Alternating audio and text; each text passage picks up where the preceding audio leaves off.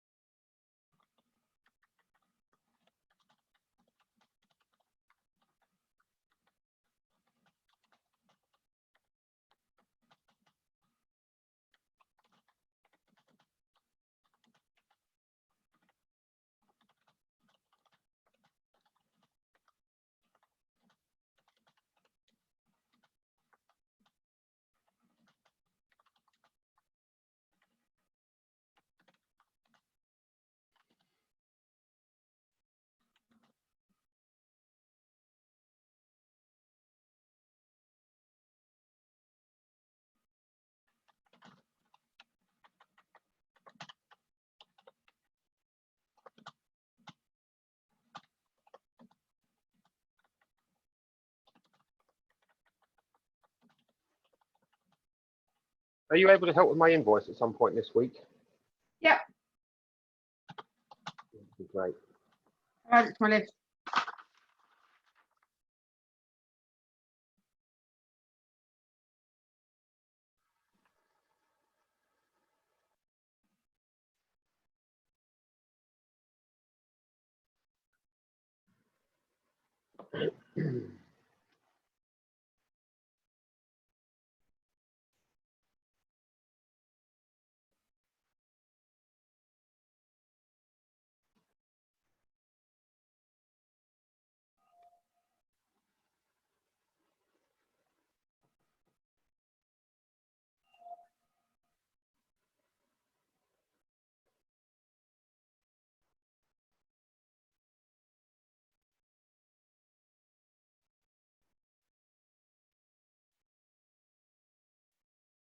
Quite a lot this month, isn't it?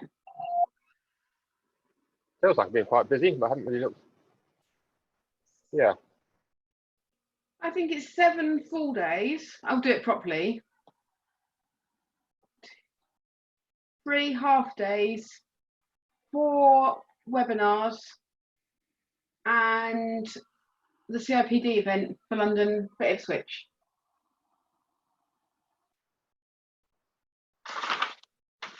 Sounds about right, I think. What about There's some. Go on. what about then if we title the next set of these as returning to a new normal? Yeah. I was thinking conflict needs to come in here somewhere down the line. There's a lot of potential kind of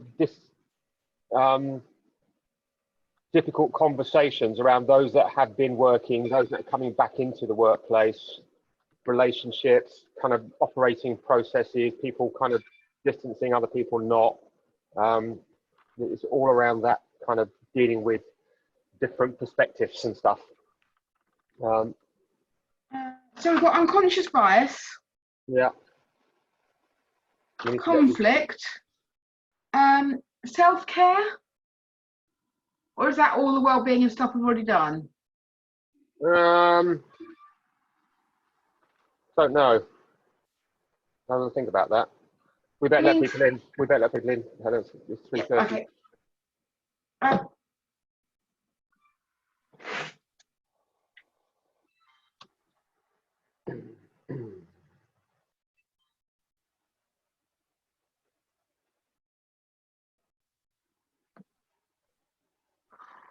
Good afternoon, people. I'm trusting that as you connect, you can both see and hear me. So we're just going to wait a few minutes. We'll just allow people who are joining us right now to come in. So good afternoon. Glad you could join us this afternoon. Can you just let me know in your group chat box or in any way which you can, just let me know if you can hear me loud and clear and see me, but more importantly, rather than see me, see my screen. You should have a Lighthouse Group Workplace Wellbeing title slide up. So as you join in, folks, then please say hello on the chat box. Thank you, Amy. And Louise, and yeah, say hello to each other and just give us a minute or two just to let people through and in, and then we will start this afternoon talking. I was going to say everyone's favourite subject. I'm not sure it is, but it's certainly one that's at the forefront of people's thinking and talking. Well-being, workplace well-being. So a very familiar subject for many now, certainly in terms of the word well-being. But let's have a dig into it and what it means and perhaps how we can develop it, improve it. So I'm just going to grab a sip of tea for a minute or two, and then we shall kick off. And I'm going to make an introduction and make a start to the session. We've still got a few more just coming in. As we wait for those one or two people and let them in, use your chat box if you've got any questions, anything you'd like answers to regarding the subject of well-being. I can't promise I'm the font of all knowledge I can answer immediately, but we'll keep an eye on your questions. I'll try and answer them if possible as we go along. We'll try and make time at the end also, but somehow, way, shape or form, we'll see if we can find answers to your questions. And please feel very free to answer the questions. So use that chat box as I'm talking along to talk to each other. I think it's really important. So if you've got a kind of question or you've got something to say, then just chuck it in the chat box. And if you have a response, then please chuck it in the chat box too. So I'm very happy for you to have a chat while I'm chatting. And that will keep things moving at a good pace. And hopefully we'll be able to share some good knowledge and information. So please do use that chat box for any questions you've got related to the subject that either I or others can help you with. So let's make a start, shall we? Everybody, I think we've got most people on board. Others may well join as we go along, but let's try and keep to 7 minutes of timing, which I'm guessing, I always say this, will be about 45 minutes or so. That in my language is about an hour or so, or just over. So we're kind of going for between 45 minutes and an hour, 45, 50 minutes, and hopefully some time for questions at the end. But as always, I'll probably apologise now because I may well just tip over the edge of that hour. So if you do have to go and haven't got time for questions, I apologise now. Get your questions in early and we can see what we can do to answer them. But over the next 45 minutes or so, then we're going to try and just, have a broad look at this thing called well-being. It's a massive subject, of course, and one we can't do justice to in such a short space of time. But if it gives you some thoughts, ideas, or food for thought, then that can't be a bad thing. By way of introduction, for those that don't know me, my name is David Allen. I am a trainer with the Lighthouse Group. This is, I think, about the 10th webinar we've run over the past few months. We started off with a series of 6 workshop webinars, and now this is the 4th of a series of kind of learn and grow and get back to kind of work type webinars, or learn, develop and grow webinars. And we hope that we'll be doing some more in the next month or so. So kind of watch this space. I think we're trying to plan a few more webinars coming up. My background is as a business psychologist, social psychology in the business environment, I guess. So my career, 30 odd years or so, has been spent watching people, human behavior at work. Why do people do the things that they do? And in particular, high performance is a key interest of mine, and well-being, and often under the banner of mental toughness. We have already run a webinar on mental toughness a few weeks ago, a month or so ago. We'll be touching on that because I think during the mental toughness thing, we touched upon well-being. And there may be 1 or 2 familiar slides for those that were around for that one. Very much, mental toughness is a kind of foundation for well-being.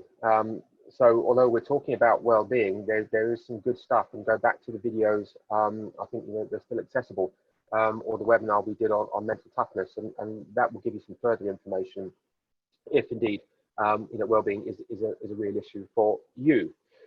And I guess that's the other thing to think about is, on the one hand, this may be for you and about you, and if this gives you, wherever you may be on the kind of well-being scale, some say ideas, food for thought, actions that you can take on board to improve it, develop it, keep it going, then great.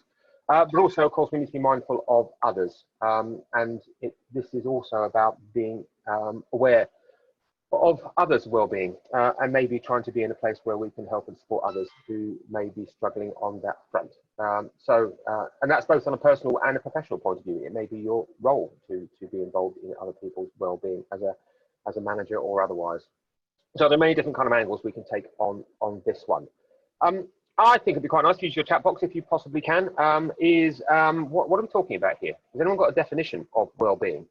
Anyone? And as always, I kind of say this thing again, is I know what the Google one says. I'll give you the Google one. I'm interested in your one. So if you have a definition of well-being, then stick it in the chat box. It's really useful for me to see, but also for others to get a different perspective than mine. What exactly are we talking about when we talk about well-being? We don't have time to go into it now, but you know, there is this relationship between mental health and mental well-being. And some people see it as part of the same kind of spectrum, and some people see it as a different spectrum. I kind of personally see it as a slightly different spectrum. And I guess that the key word for me and I'm simplifying this hugely, and I'm not a clinical psychologist, but I kind of see it as control is a key word in all this.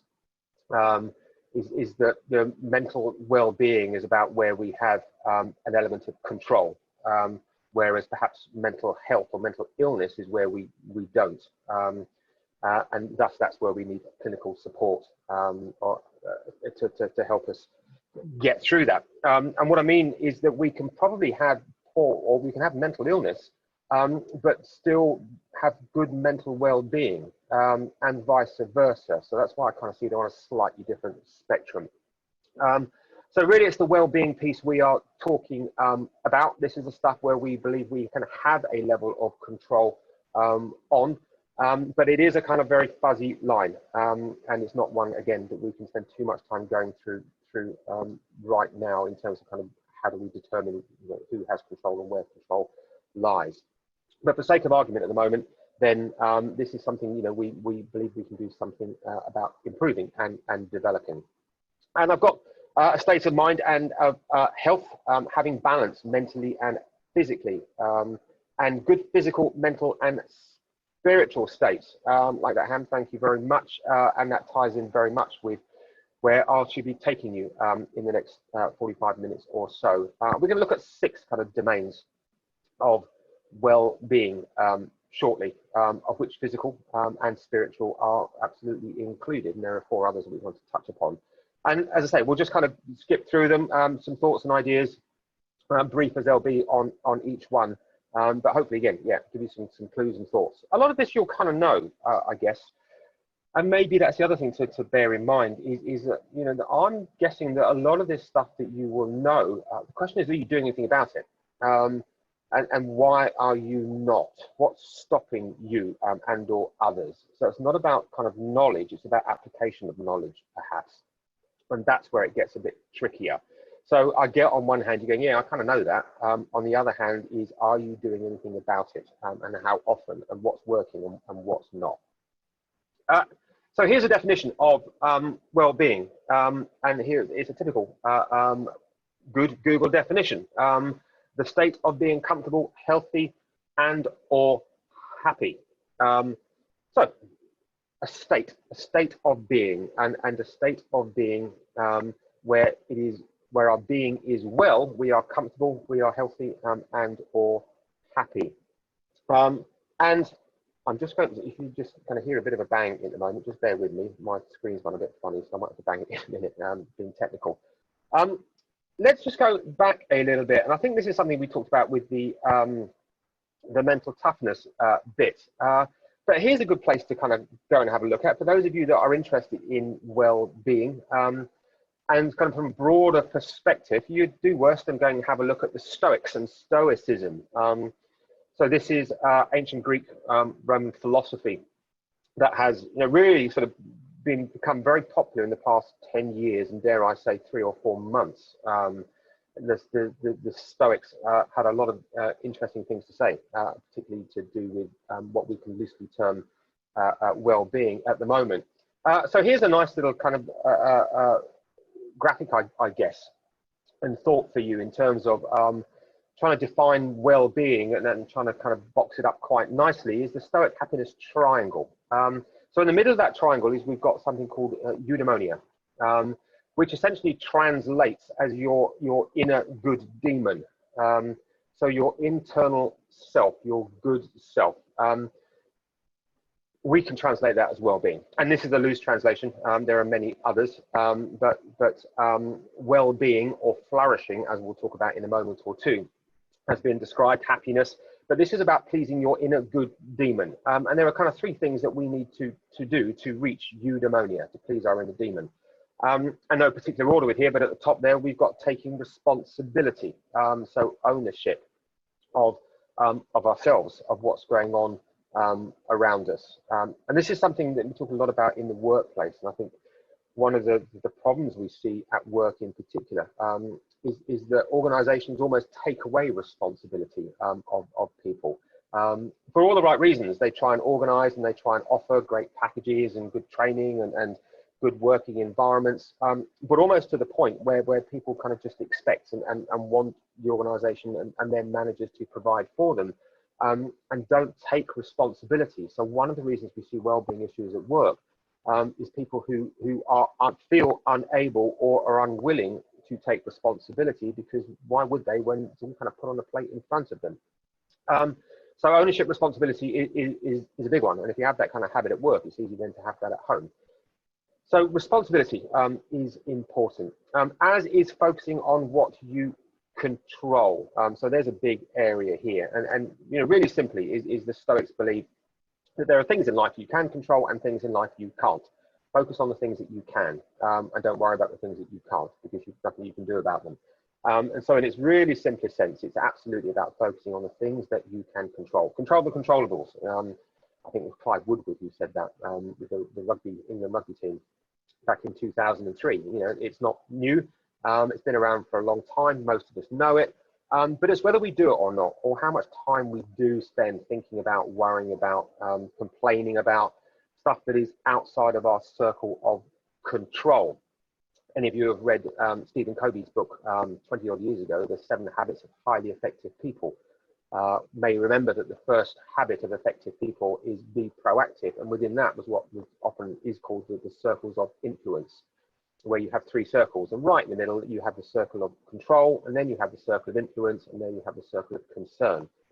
And how much time do we spend in our circle of concern, thinking about, worrying about, complaining about stuff that there's nothing we can do about? And what a debilitating place that is, said Covey. Is what we need to do is work out what we have control of, and take control of it. And once we have control, we can begin to maybe exert a bit of influence or meaningful influence.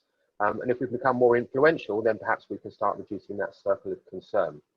So it has to start with control and focusing on what that is, which is no easy feat, by the way. You know, there are some people who say, I can't control getting out of bed in the morning because I can't control whether my alarm clock works. I understand that.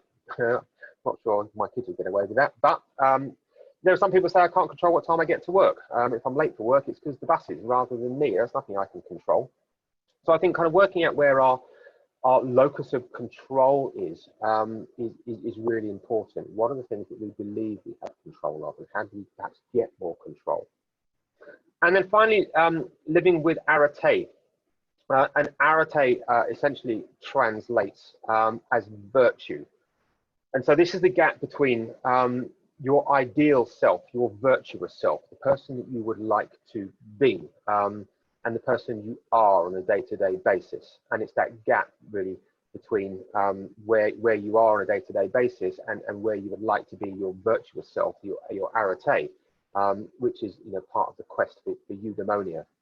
And I think we all have that. We all have that kind of place or person we'd like to be. And sometimes we get there, and a lot of the time we don't. And we'll talk about this in a second or two in one of the well-being pieces. And it's again something we talked about before. And so drawing this line between where you are in terms of your day-to-day kind of self, in terms of arete, how virtuous, how good you are compared to the ideal person you'd like to be, all moves us towards eudaimonia, well-being. So it's a good place to start in terms of thinking about well-being. Do I take responsibility and ownership for stuff that goes on around me? Do I focus on what I can control? And how close am I to kind of being the person I really want to be? How big is the gap, and what am I doing to close that gap? You can see on the bottom right-hand corner a little graphic on the Little Book of Stoicism. There's lots of works on Stoicism now. As I say, it's become a very popular subject. But the Little Book of Stoicism is just a nice, easy read and broadens out lots of these principles. You know, because there's a lot of Stoicism and it can get quite kind of complex. But it has been simplified and translated quite well. And this one is quite a nice way of kind of introducing you to some of the concepts if you're interested. One of the other things that I've been involved in for 10 years now is positive psychology. And psychology, probably since 2010, has been very popular. Positive psychology, glass half full brigade, is looking at things from a positive perspective. A lot of psychology kind of focuses on the ills and the angst of people, whereas positive psychology focuses on the positives, on the good sides. And there was a guy called Dr. Martin Seligman, who's probably one of the forefathers of the positive psychology movement. He's got lots of works around learnt behavior and happiness. And he wrote a book at the start around the sort of happiness project in principle, which was extremely well received. This whole kind of new idea of positive psychology. It also got a lot of criticism from those involved in mental health and mental illness, with this kind of idea of happiness. So without going into detail again, he's kind of changed the happiness bit and uses the word flourishing, which is seen to be kind of more appropriate, I guess. You have mental illness and flourish rather than be happy, perhaps. And the model for flourishing, and read eudaimonia, read well-being here, is often seen as the PERMA model. And as you can see on the graphic, I think that PERMA stands for positive relationships. So how well you're getting on with people, engagement. So this is things like doing stuff that you are passionate about and focused in, where you can really kind of concentrate efforts. You think about workplace engagement. This is about the level of focus that you bring, the effort that you bring to something that's kind of voluntary, if you like. Discretionary effort is often a way of describing engagement. It's where you're engrossed in something. Positive emotions, then things like positive attitude and happiness is where the happiness bit sits. Meaning, so why am I doing this? So understanding the why. And this is really important, of course, in a lot of the stuff that we do, and certainly for well-being. And again, has been talked about a lot over the past few years, is the why. From an organisational point of view, a lot of organisations know what they do and they know how they do it. They're just people inside are not quite sure why. And understanding the why, is key to being able to do what and how even better. And we talk about better, we can talk about accomplishment and achievement, and that's also key in flourishing. Is a level of success, whatever accomplishment or achievement looks like to you. There's got to be some at the end of it. We need a degree of success. We need to feel like we've accomplished something. So the flourishing model, PERMA, is also a nice model for well-being, and gives us a good, again, kind of broad base to work from in terms of kind of looking at key areas where perhaps we can help ourselves and maybe help others just by asking simple questions around, what relationships look like, levels of engagement, how people feel emotionally, whether they have meaning, and kind of what they're achieving. So take a look at Dr. Martin Seligman, positive psychology, flourishing. So here's a little exercise you can do, a very simple exercise that you can do. And I can't remember whether we did this in the mental toughness one. I do have a PDF you can have. We'll make that accessible to you via the chat box as we go through. I'm not sure if Helen can find it. If not, I'll dig it out at the end. But you don't really need a PDF. It's just the 14 characteristics, a little box down by the side of each characteristic, which offers you to place a mark of between 1 and 10. To what degree do you have this characteristic? And it's probably worth thinking about maybe over the past 3 months. 10 is, I have this characteristic, and I've had it, consistently to a very high level, or I haven't. in which case you're starting to go down to the 1s, 2s, 3s, if you like, this characteristic is not something I have felt at all in the past 3 months or so. And these 14 characteristics I'm going to give you, show up on the slide one by one. They're very straightforward, so we don't just spend too much time on them, but a really good kind of guide, either for yourself or perhaps if you're trying to help others, is just indicators, not for you to judge whether others have them or not, but to be aware of, for you to look at, and maybe to offer them to think about in terms of their own well-being. So the 14 characteristics of these, as I read them out, they maybe just do a mental scale of 1 to 10, 1 being I am not happy and I have not felt happy at all in the past 3 months, 10 being I'm ecstatic, and probably something in the middle for most of them as we go through. So number 1, happiness. To what degree over the past 3 months or so have you been feeling happy and cheerful? So there's an obvious one for us. And we can say the same with vitality. On a scale of 1 to 10, how energetic have you been feeling? How much energy have you had?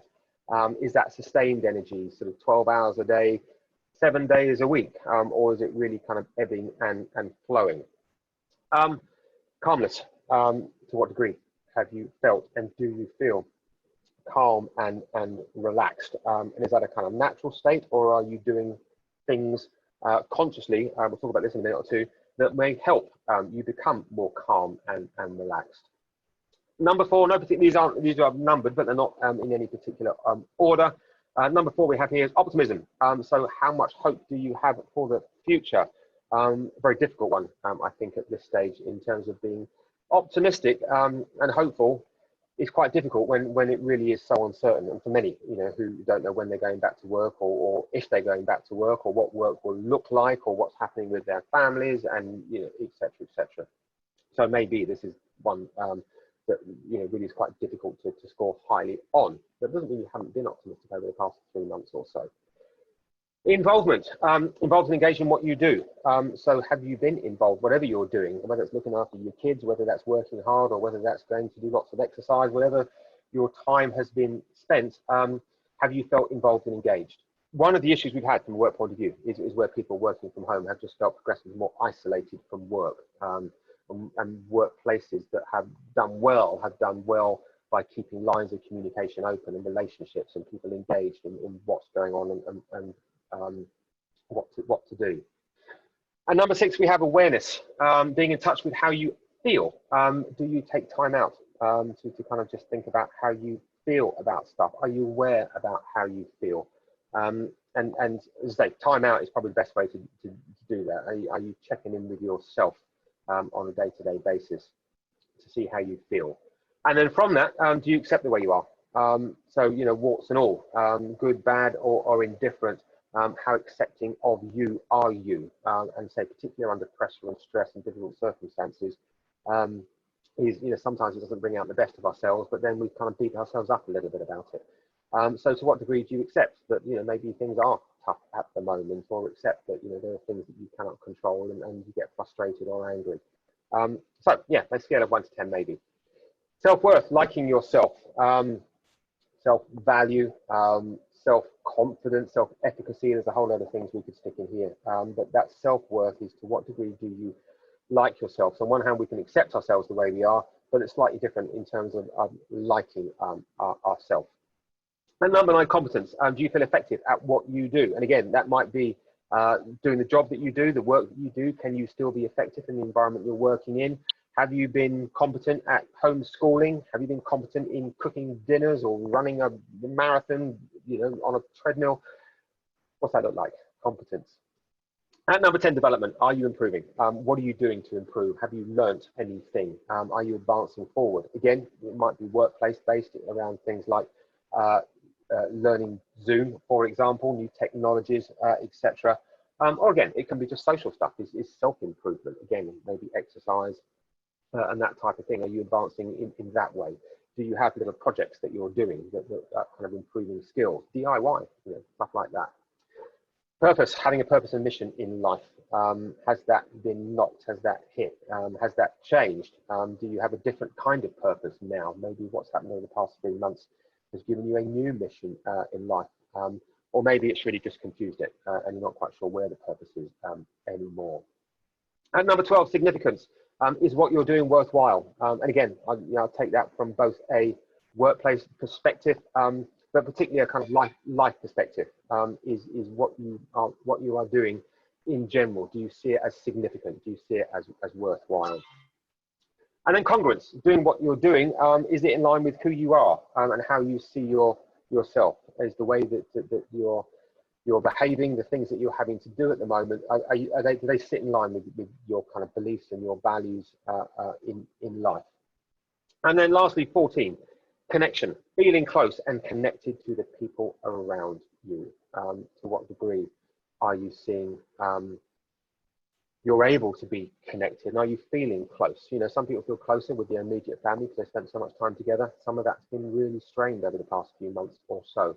And some of you have obviously found it very difficult to feel connected with those that they cannot connect with directly. Even now, even though it's kind of relaxed a bit, then still very difficult for many and most for families.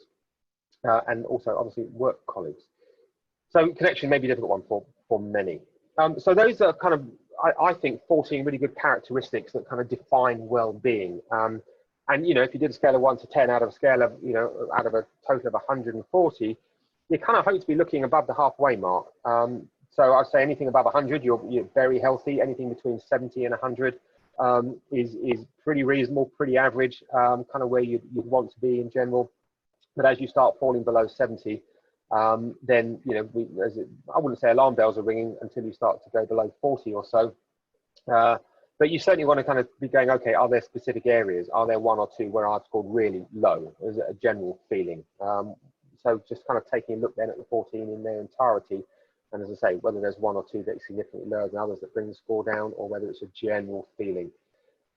But if you can start to pinpoint, then there's the starting place, isn't it? If you can start to identify that, yeah, it's about kind of, you know, awareness, I'm really not in touch with how I feel, I think that's great, then maybe there's things you can do to work on that.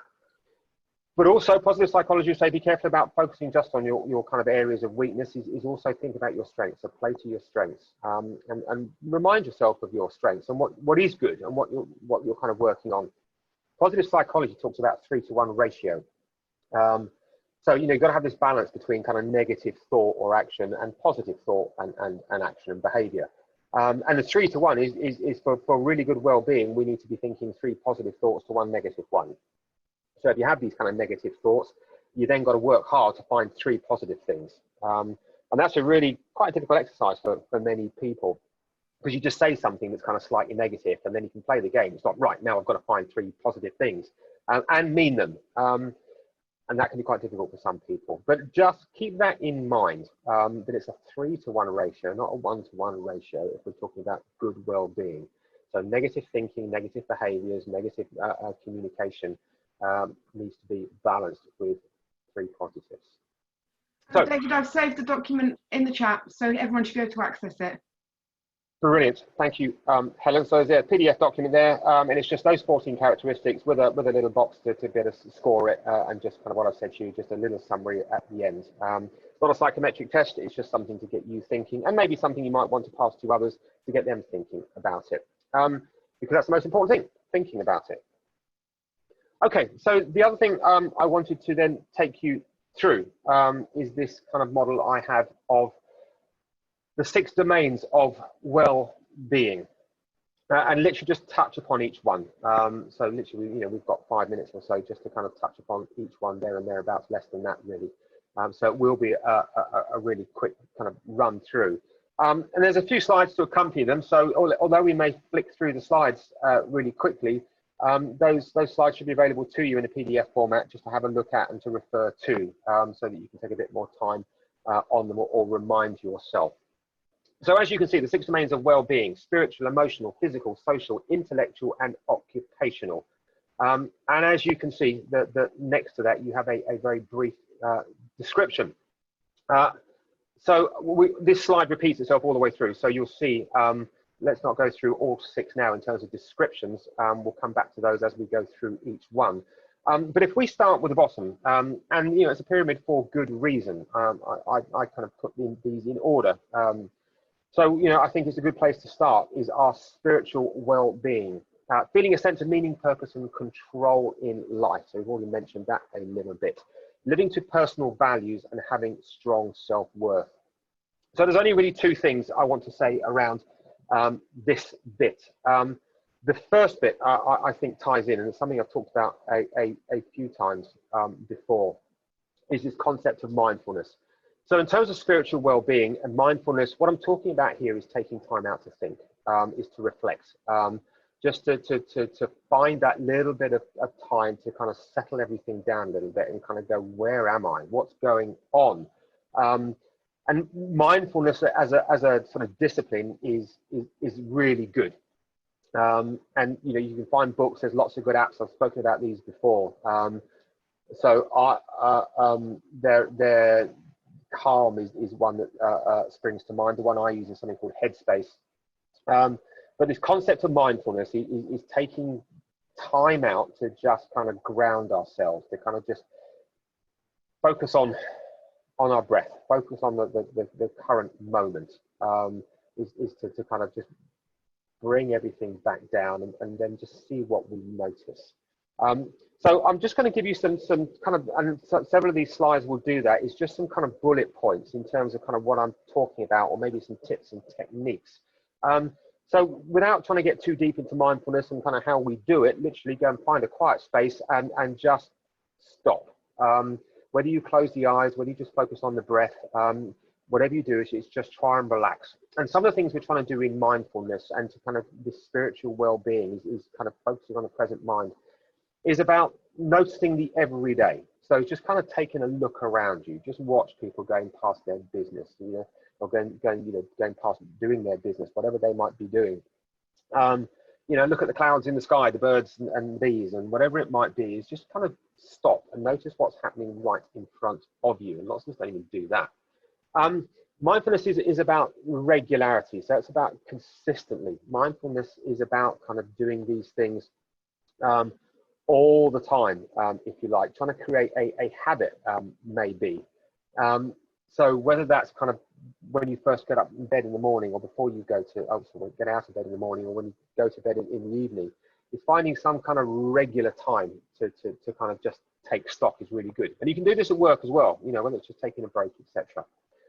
Trying something new. And all I mean by that just might be kind of sitting in a different chair, or having something different for lunch, or taking a different route to work. This is just about kind of seeing things from a slightly different perspective. So there's a really kind of useful technique, is just change it up a little bit and just see what you notice. Watching your thoughts, and this is the kind of self-awareness bit, I guess. So this is just about kind of looking at the clouds that are passing by, and noting them. You know, what is it I'm thinking? And maybe just grabbing hold of them a little bit more than you would. So, you know, rather than just kind of whizzing past, you don't really know what you've been thinking, is just kind of, okay, what is that thought? What's going on there? And then just let it go. And that's the secret behind mindfulness, I guess, is that ability to grab hold of thoughts, give them a little clarity, but then be able to let them go. And then what's up next? And that kind of really helps in terms of keeping hold of stuff that we don't want to, worries and anxieties, etc. Naming thoughts and feelings, again, really important, this one. So part of this kind of watching your thoughts, and as I've kind of already said, really, to a certain degree, is okay, so what is that thought? What is that feeling? Is that anger, or is that frustration? They're similar, but they're not the same. Is that deep anger, or is it just irritation? By naming kind of thoughts and feelings, they can start to make a little bit more sense, and that kind of starts to help us kind of know what to do with them, if we kind of know exactly what they are and perhaps what's causing them. So mindfulness really helps us kind of get clarity to what those thoughts are, and oops, sorry, that's a repetitive one. Okay, sorry, and apologies, there was a repetition on that slide for some reason. And I think, yeah, I think without going too deep into mindfulness, just think about taking time, taking a little space. And if that helps you just think, okay, what do I have control on? And where should I focus my attention? And what are the things I just need to let go? There's nothing I can do about them, you know, right now. Let's focus on the positive, and let's focus on what I can do. mindfulness at least helps us get a bit of clarity on that. The other thing that's really useful in terms of kind of this spiritual self-awareness is this exercise around values. And I come back to this time and time again because it really is a bedrock. And so kind of understanding what's important to you, what's driving you. And well-being is often out of kilter because you're just spending time, effort, energy, space in doing things that are just not aligned with who you are and what you're about. So there are many ways you can kind of find out your values. The easiest way and the most common way is to go onto Google. You find a list of hundreds, if not thousands, of values, and you pick your top 10 and you go with that. I haven't got a great problem with that. I kind of like to start from scratch rather than get a pre sort of list of words. Is find your own. So just start with a kind of blank mind and just kind of go, what's important to me? What's happening when I'm happy? What do I not like when I'm not happy? And thus, what's the opposite of that? What's driving me? And you'll find words. You'll find words like happiness or autonomy or freedom or flexibility or care or love. You find those words and find lots of them. Use post-it notes. Use as many as you can. This takes time, this exercise. And then once you've done those kind of core values, those kind of list of values, kind of look at the different groups. And so, you know, freedom, flexibility, autonomy can all kind of sit in the same kind of group, perhaps, as well as love and friendship and that type of thing. And then try and find words that really are the central theme to each value group. And so the real exercise in finding the right words that really describe what's most important to you. There are hundreds of words you can use. It's finding the one that really kind of resonates with you quite strongly. And you'll probably find that, you know, 3, 5, maximum 10 is what you're looking at in terms of defining your core values, the real important ones to you. So get to 10 and see if you can pin it down to 5, even 3. Can you find those 3 things that sit right at the top that are most important? Where it says give your core values a richer context, then what we're talking about here really is that putting them in context. Where do they apply? How do I apply them? What do they actually mean? You know, what is, if I say freedom, well, what does that mean? You know, what exactly is freedom? Freedom to do what? How do I express it? So kind of bring context around each of your values in terms of how it might be applied and how you might be able to live it. And then testing the ecology of each value really is about coming back to them on an ongoing basis. You know, maybe just wake up the next morning and think, did I have 1 glass too many the night before when I did this exercise? Or maybe a week or a month later when life changes a little bit, has any of your values changed a little bit? I'll be surprised if they do, but you might find words that maybe are a little bit more accurate. So just 2 things in terms of spiritual well-being. Have a little look at mindfulness and maybe just to have a little think about what's driving you, your values. Emotional well-being is one we have been around a few times before, and there's a really easy and quick answer to this one because we can't do this justice. And that is go read a book called The Chimp Paradox. I mentioned it several times before. The Chimp Paradox, Dr. Steve Peters wrote the book. And The Chimp Paradox is really about how do we control our emotions, which he calls the chimp. And this is our emotional self is a very powerful, very necessary, because it's built on survival, beast. And so we need to recognize that we have a chimp, but we also need to manage it because it can get us in a whole lot of trouble. The kind of sentence I always use is, you know, when was the, you know, how recently have you done something or said something or even thought something that pretty quickly afterwards you wish you hadn't? You kind of thought that wasn't the best thing to say, or that wasn't the best of me. Go back to our living with Arete, the Stoics. I shouldn't have said that, I shouldn't have done that. And if that's the kind of thing you do fairly frequently, then perhaps we need to work on our emotional well-being. Thank you, Mark. Yeah, Mark, 60 pages into the Chimp Paradox. So yeah, it is a really helpful book. If you struggle with your emotions, you know, whether you talk about stress, pressure, anxiety, anger, frustration, those kind of, you know, what we can call negative emotions, perhaps, then that might give us, the book gives us a few insights into you know, perhaps what we can do about it. So I don't want to go into that in too much depth now. The other thing that you can maybe have a look at that I think is quite a nice little model. And here's a question for you. So as I talk through this in a moment or two, then how many emotions are there, do you think? So we're talking about emotional well-being. How many emotions do you think you've got? And this is in reference, a guy called Dr. Alan Watkins. There is a YouTube video, I think it's called The Universe of Emotions, and it's promoting an app, and the app I think is called the Universe of Emotions app, where he has identified over 2,000 emotions, or him and his team have identified over 2,000 emotions. He's a psychologist, a clinician, you know, a very eminent guy in neurological circles. So he's identified so over 2,000 emotions, and he's put them into an app which is represented as a universe. And so kind of similar to your values is you know, you'll see lots of similar emotions kind of grouped together in their own galaxy. And then you can see galaxies or planets, etc., star systems that are closely aligned with them. And I think it's really interesting in just broadening out this thought process that we have about 5 or 6 emotions, and that's it. You know, we have anger, we have frustration, we have happiness and sadness, and that's about as far as it goes. There's a lot more depth to it. And I think beginning to understand the kind of the breadth of emotion and not kind of seeing them as quite so black and white can really help us kind of understand and begin to regulate our emotions slightly better.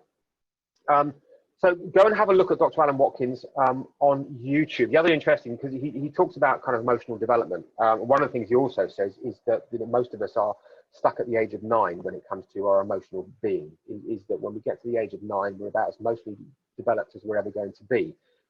We tend to get stuck there. So it's quite funny. It's a bit tongue-in-cheek, but not a huge amount. And so if we are one of these people, if you are one of those people, or you recognize people who are a little bit stuck at the age of 9 in terms of their emotion, they do only have several, and they tend to be more negative than positive, then maybe go and have a look at what he's got to say, go and take a look at the universe of emotions, and then more importantly, perhaps go and read the Chimp Paradox.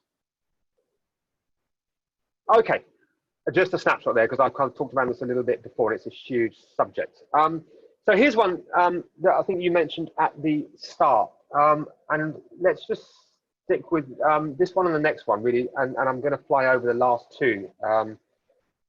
But I want to just stick with these for a little bit longer. Most people know physical well-being, being physically fit and healthy through regular exercise, a well-balanced diet, and sufficient quality sleep. So really the kind of main elements of physical well-being are around diet, exercise, and sleep. When I say diet, then I'm talking about food and hydration. I think I've said to people before, those that know me know that I am a obsessive long distance triathlete. So this is very close to my heart, physical well-being, really important to me. The balance between a healthy mind and a healthy body, even though I spend most of my time trying to destroy my body. So this is the stuff we should know. I think we do know. It's whether you do it. And I guess if there's one thing I want you to take away from this, is just to revisit these 3 things. What's your diet like? Are you hydrating well? What kind of does your exercise look like? And are you sleeping? So let's just kind of flick through 3 or 4 slides on this, just to remind you, or just to nudge you in the right direction. Just very quickly, can you, as I take a quick sip of drink, in the chat box, tell me how much exercise you are supposed to do a week, the average adult? How much exercise per week?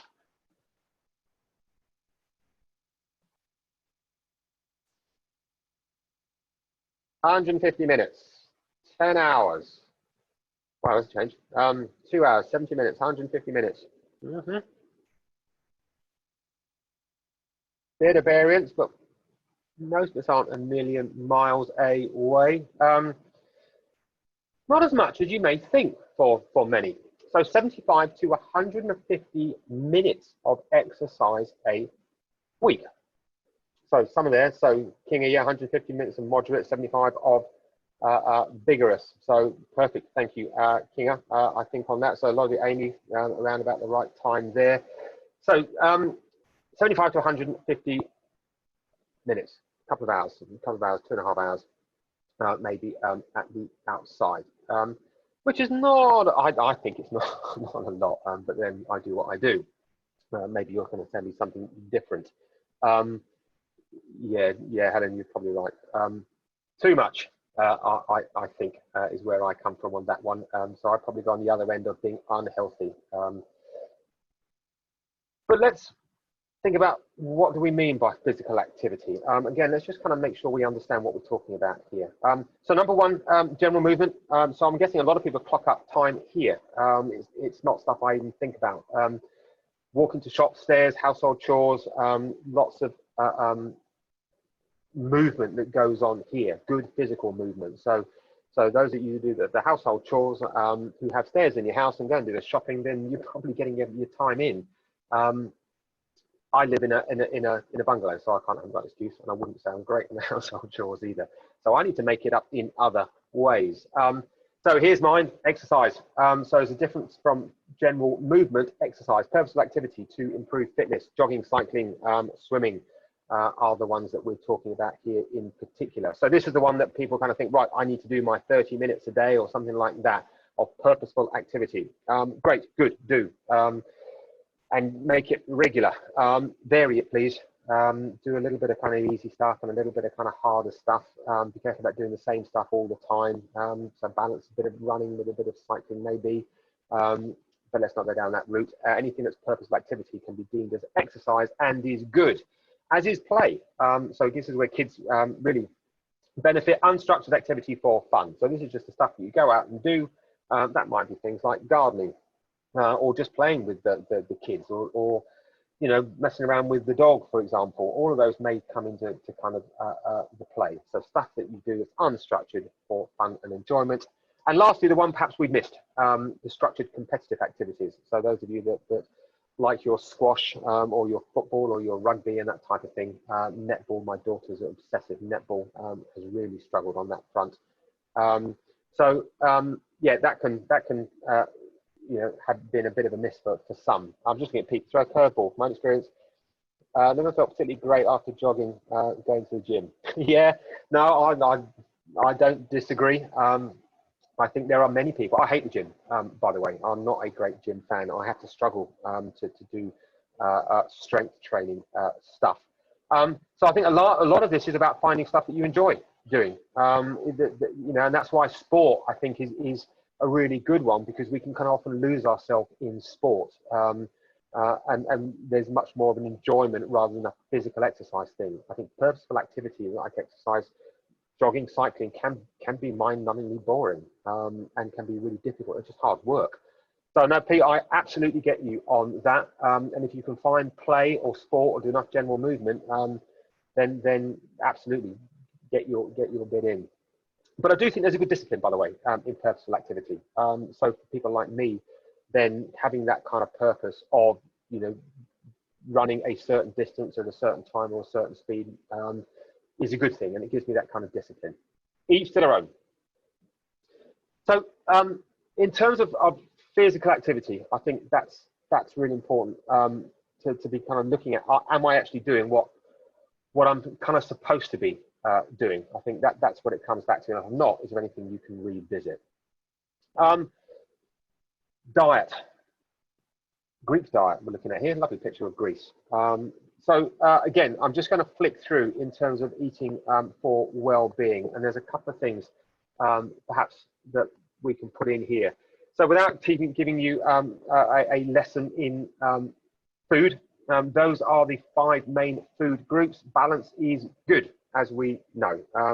So I think that's all we need to say. The reason I've got this slide up is if you are interested in knowing a little bit more about diet and stuff, you do worse than going to have a look at the NHS Eat Well guide. It's got some really good sort of information in terms of kind of foods that you could and should be eating for a well-balanced diet to get a little bit more energy, for example, never mind, just general health. But here are some thoughts. So here's just kind of some tips. Now, just interesting as we skip through these, just going to ask yourself, do I do enough of this, or is there something I can do a little bit more on? I'm a great fan of just grabbing little things that you can do just to kind of go, right, let's just nudge myself in the right direction. I wouldn't expect you to be jumping on board all of these. I'm just trying to help you kind of think, is there a little bit I can grab? Can I just maybe kind of do one more household chore, and that might help my exercise. Can maybe I eat just a little bit more balanced, a bit more fish or fruit or veg? If possible, can I buy slightly better quality food, or am I buying certain foods that really are low quality, not doing any good? Am I kind of roughly getting my right calorie intake? Very difficult, but these days you can get loads of apps that might help you with that if you're really interested. So around about 2,000 for women, adult women, 2,500 for men is roughly what it is. I wish mine was, actually I don't wish mine was that, because I like food and I eat an awful lot more than that. Here's one that I really struggle with, eating more slowly. So there's a really good, easy kind of thing to do, is just, for many of us, eat more slowly. Except my wife, which is please eat more quickly. She's just gone out of the room. Reduce, eliminate takeaways. We know that. Less salt, sugar, and saturated fats. So most of us are drilled in with that one. So yes, they may taste nice, and yes, it may be much more convenient, but no, they really are bad for you. Eggs are good though. We like eggs. And so when you're eating anytime, eat eggs, but certainly breakfast, eat it. Sets you up for the day, and eggs is good, as are plain nuts, not these heavy salted, oily variety, but any kind of plain nuts is good. Carbs is good, particularly if you're going to do exercise. So, you know, carbs are what gives us our energy. But be careful about kind of too many white refined carbs. They'll give you a immediate spike, but then they just kind of layer on fat a little bit. Herbs and spices are always been quite good. So there's lots of cultures that have that right in terms of using balance of herbs and spices, all kinds of benefits you can get from those. Baking rather than frying or even grilling is quite useful. So just kind of, you know, again, do a little check on you know, your foods that you cook, and how do you cook them, and are you cooking them in an effective way, or a more healthy way, should I say. So there's loads of stuff, you know, again, go Google that. You can get 25 tips, 100 tips on eating well. And it's a fundamental, but it's such an important one, is we spend all our time doing the stuff on the periphery when we're not doing the core stuff. And the core stuff is a bit of exercise, and some good food, and some sleep. And we don't really have time to ask the question and move it over. The answer is all three, really, is why do we sleep? It is for restoration, brain processing, and energy conservation. Mainly, it's kind of brain processing. It's a time when our brain just processes everything that's been going on. So, you know, it does restore it to a certain degree, but actually the why, as much as experts can know, is it helps memory consolidation. It helps our brains just kind of process the mayhem that goes on around it. So obviously sleep is important. And again, most of us know this kind of stuff in terms of round about sort of 7 to 9 hours a day for your average adult, is what we're looking at.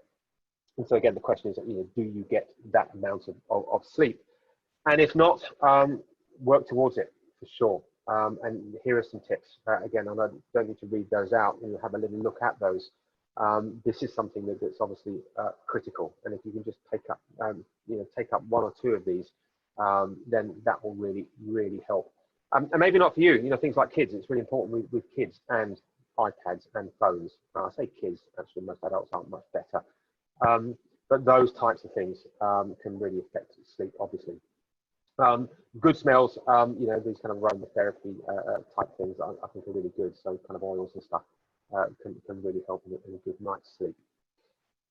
So big area. And again, I'm just kind of rattling through some of this stuff, but it's kind of just jogging your minds a little bit, going, okay, yeah, maybe I should do one of those things and improve it. Then we've won. I'm one step further forward than I was 45 minutes, an hour or so ago.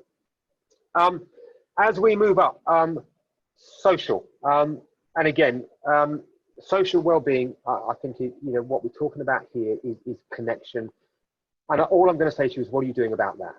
How are you doing something about it? Where it's been really difficult is the need to be and stay connected. I think it is really important. And we've had to be kind of quite clever in the way we do this kind of stuff. And again, I've just kind of put some kind of ideas and thoughts, but you know, these are not easy because these are not necessarily COVID related. And so, you know, whether you are able to now go and see some friends you haven't seen for a while, or just, you know, how much do you want to spend more time with your family at dinner? I think most of us spend way too much time. But have you kind of started to rely on the TV way too much? And is it worth switching that one off? I'm not going good at that, to be honest. Kids are all saying, should we play a game? And I'm kind of going, well, I watch TV. Having lunch with colleagues, so touching base with colleagues now, if you can get back to them, friends and family, if you're now able to bubble with them. Things like volunteering is always a great way just to kind of improve your social habits and getting out and about a bit more. And then obviously, how well are you using technology? Are you proactive on technology? Are you touching base with people? And that's colleagues maybe you haven't seen so much on an informal basis, and obviously friends and family. Is don't underestimate. And lots of us struggle with well-being because we just go into a bit of isolation and hide a bit. And before we know it, life is passing us by. And if you're one of those ones that's good at it, then go and be checking in with others that aren't, and just kind of help people to help themselves. I think is the way to say that one. Okay. The last two in the last bit of time I've got are intellectual and occupational, and these are relatively straightforward, and I'm just going to hold this slide on here, and I'm hoping there's something we can do a bit more, because we've got some more webinars coming up that may tie into this occupational one in particular, which is having a job that's interesting, enjoyable and rewarding. So I'm having conversations with Helen at the moment about what subjects we're going to talk about, and I think there's definitely one around occupational well-being in terms of kind of moving career forward, and what is work going to look like for you over the next 6, 12, 18 months and beyond. Do you have opportunities? How do you create opportunities? So I think, watch this space for some work around occupational well-being. But essentially what we're talking about here, as it says there, is being able to develop in your role and have opportunity for career progression. Do you still feel you have opportunity? Do you still have a job? What are we talking about when we talk about job and a career and a vocation? There are kind of maybe 3 levels that are worth thinking about. The last one then is, I've kind of swapped those around, is intellectual well-being. And again, we don't need to spend too much time on this one because we've kind of touched base on it already several times. And this is about your willingness, your ability to learn and grow. I think often it's this kind of concept talked about these days is a growth mindset. Is to what degree do you feel that you can influence your environment? And to what degree are you willing to challenge yourself to learn and grow and develop, so that that you are in control of what's going on around you? So those with the growth mindset, believe strongly that challenges help them grow, and you can do anything you want. But you've got to get yourself out there, as opposed to a fixed mindset where we kind of think life is the way it is and there's nothing I can do about it, and it's either good or it's not. So it's about trying to develop this growth mindset, this intellectual well-being is about being prepared to learn and grow and take a few risks, challenge yourself, go do something different. And so let me leave you with just these kind of last little slide on learning new skills. And these are very basic, but again, if it just kind of tips you to say, what have I learned recently?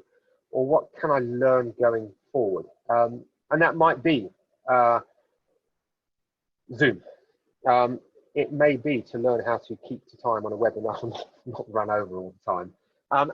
Cooking something new. Go cook something new tonight. I think my daughter's cooking cauliflower pizzas, something like that. She's decided she's going to cook tonight. Maybe I'm going to take away after all. So new responsibilities, mentoring junior staff members, improving presentation skills, DIY projects, fix a bike and go and ride on that one. Courses, there's 1,000,001 courses. Go and join another webinar. Go find something to do. Go and stretch yourself. Go and stretch the brain. Go and stretch the body a little bit. Don't overstretch it. Just take one step at a time, but just keep taking one step forward. As they say, the journey of 10,000 miles starts with a single step. Are you taking that step in the right direction? Your well-being doesn't happen overnight. Well-being is something that you grow and you develop. But you can always kind of keep moving in the right direction, but you've got to work at it. If you switch off on it, then there's a very real risk you can go backwards. Things change and thus we change. And if we're not on top of it, they can change for the worse. So keep moving in the right direction. I'm hoping that that's just got you thinking about it a little bit. As I say, it's a huge subject, and you know, knowing where to kind of start on what's of use is really difficult. But if it's just giving you a couple of models and frameworks to kind of investigate a bit more, if it's just giving you a couple of ideas or just kind of giving you some time to kind of go, right, I'm going to put some time aside, then fantastic. Then my job is done on that front. Otherwise, I'm going to leave you here. I've taken an hour, as I said I wouldn't, but I've done it again. So apologies for those that have to go. If anyone wants to stay or can stay, and if anyone has any questions, then very happy to answer those as best I can. Otherwise, folks, have a great rest of the day. Go and do something positive. Thank you, Louise. Go and do some mindfulness. Go and find some space and think happy thoughts. So thank you very much indeed, everybody. Have a great afternoon, and hopefully see you with the next round that's coming up in the near future. Keep this space. What's the word? Keep an eye on any emails from Helen, and you'll find out some more information about where we're going next with these webinars. Take care, everybody. Good to see you, and yeah, have a good week.